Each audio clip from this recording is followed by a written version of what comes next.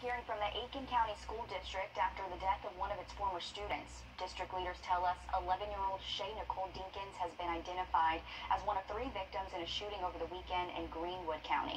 Dinkins is a former student of Belvedere Elementary School.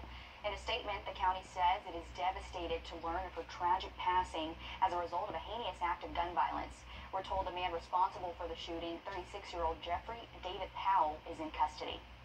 We're following breaking news out of the nation's capital, where a law enforcement officer is dead after a shooting near the Pentagon. Details are limited, but we know it happened outside the building at a bus platform. We know an officer was killed and others injured. The transit center is used by thousands of Pentagon workers every day to go to and from the building.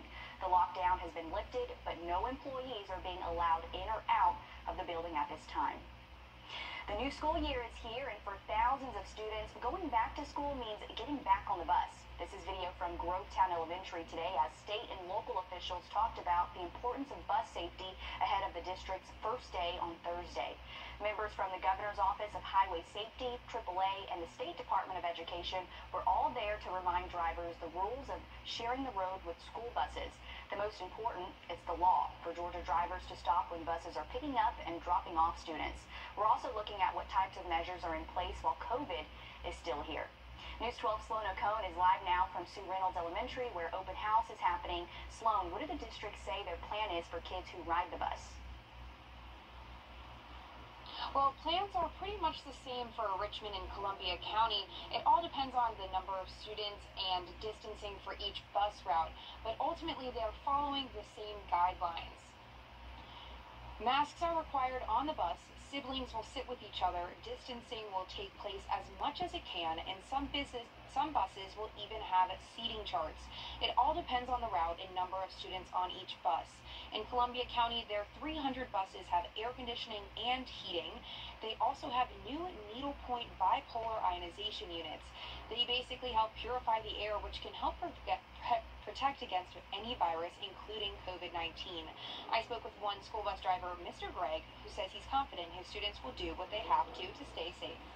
I didn't run into many cases last year where I had, especially with my middle schoolers, wearing masks. They knew that they needed to wear a mask, and they would respect that, and they would wear their mask.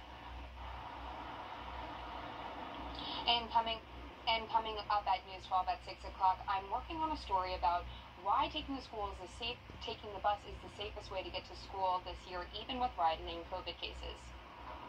Thanks so much for that important information, Sloan. School is just a couple of days away for these kids, and I'm sure some are excited to get back on that bus.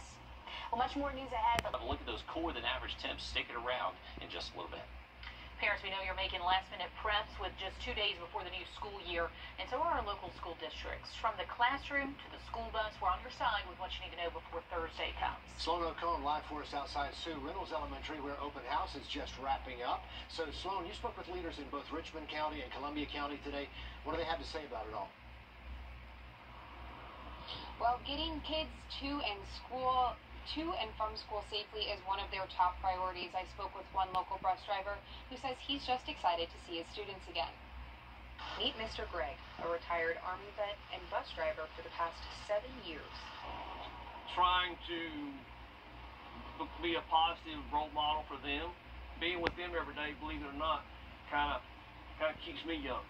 Getting his 52 kids to and from school safely, especially during the pandemic, is his top priority. To put your child on the bus and feel confident the bus driver is going to get them to school safely. Georgia Highway Patrol says buses are actually 70 times safer for students getting to school than in a car. Some schools are taking the extra steps to make them even safer during the pandemic. Our goal is just to have a safe school opening and make adjustments as needed. In Richmond and Columbia County, masks are required on the bus. Siblings will sit next to each other.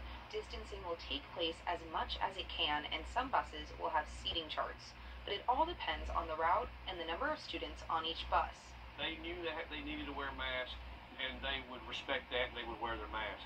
Columbia County buses also have a new needlepoint bipolar ionization unit that basically helps purify the air, which can help protect against any virus, including COVID-19.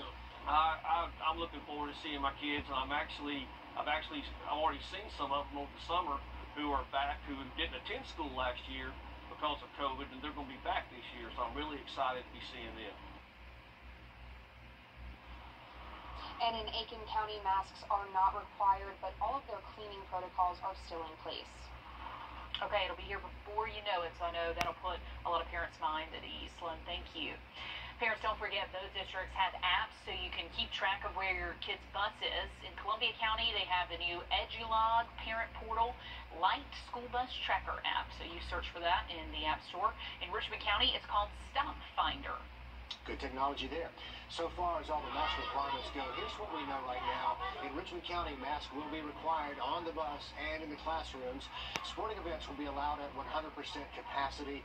In Aiken County, masks are optional on the school bus and in the classrooms, and they're still deciding on the capacity of the Aiken County sporting events. In Columbia County, masks are only required on the school bus itself. Athletics will be also at a 100% capacity in Columbia County. New cases are up and vaccinations are down. That's coming from the district health director for this area, Dr. Stephen Goggins from the